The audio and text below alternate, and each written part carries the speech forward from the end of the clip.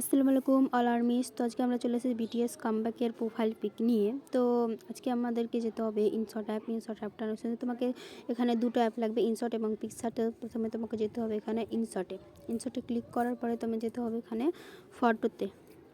এখানে তুমি ফটোতে ক্লিক করে নিউতে ক্লিক করো, তারপরে ব্ল্যাঙ্কে ক্লিক করে দাও। এখানে হোয়াইট ব্ল্যাঙ্ক আছে, এটাতে ক্লিক করে দাও। তারপরে ব্যাকগ্রাউন্ডে তুমি যে কোনো একটাই ব্যাকগ্রাউন্ড সিলেক্ট করতে পারো। আমি এখানে ব্ল্যাক ব্যাকগ্রাউন্ডটা সিলেক্ট করলাম। এখানে অনেকগুলো কালার আছে কিন্তু ব্ল্যাকটাই ভালো।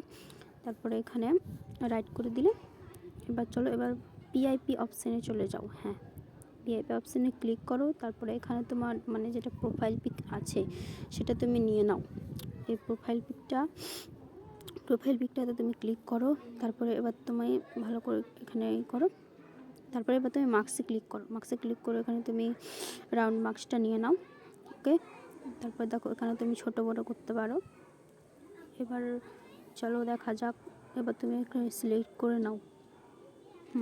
ভালো করে সিলেক্ট করে নাও। এবার তোমাকে টেক্সটে চলে যেতে হবে।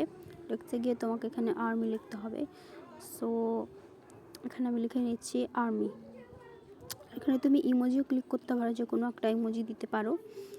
তোমাকে ইমোজি দিতে হবে।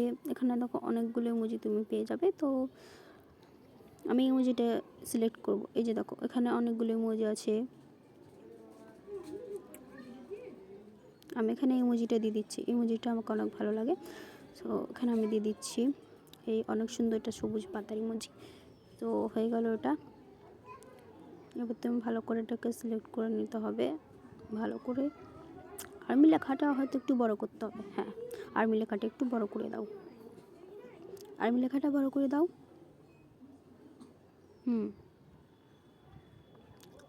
এবার হয়ে গেল। দেখো কি সুন্দরভাবে এটা দেখতে কিন্তু অনেক সুন্দর লাগছে। তারপরে তোমাকে এবার এক্সপোর্ট করে নিতে হবে। এক্সপোর্ট করে নিয়ে এবার তোমাকে যেতে হবে পিকচার ট্যাপে। ওকে, পিকচার ট্যাপে চলে যাও। পিকচার ট্যাপে চলে গেলে এবার তুমি এটা একবার কেটে দিতে পারো। প্লাস আইকনে ক্লিক করো, তারপরে এডিটে ফটোতে ক্লিক করে এবার তুমি যেটা ইনসার্ট থেকে এক্সপোর্ট করেছি সেটা এখানে চলে আসবে। তো সেটা এখানে নিয়ে নাও। তারপর এটাকে নিয়ে এটাকে নিয়ে নিলাম। এবার তুমি এখানে দেখতে পাবে টুলসে এবার সেভ গ্রুপ, এটাকে তুমি ক্লিক করো। এবার তুমি দেখতে পাবে এখানে একটা কাট আউটের অপশান এসেছে। সো ওটাতে ক্লিক করে দাও। ক্লিক করার পরে তুমি এখানে শেপে ক্লিক করো। শেপে ক্লিক করার পরে তুমি এখানে রাউন্ড শেপটা নিয়ে নিতে পারো। এটা প্রোফাইল পিকের জন্য যথেষ্ট। তারপরে তুমি এখানে এটাকে ছোট বড় করতে পারো। সো আমি ভালো করে এটাকে নিয়ে নিচ্ছি। হ্যাঁ, এটাই ঠিক আছে।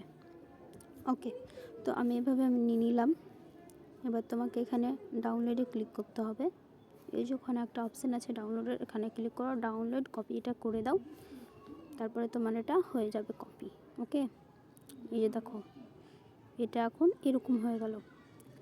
এই যে এরকম হয়ে গেছে। সো এটা অনেক সুন্দর হয়েছে। আর্মিস প্লিজ টুকে সাবস্ক্রাইব অ্যান্ড লাইক কমেন্ট করে যাও।